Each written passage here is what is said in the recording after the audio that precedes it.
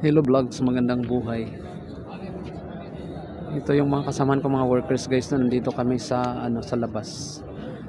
Hindi pa kami nag-start ng trabaho. So yan po, naghintay kami ng aming mga boss. Yun, malapit sa gate.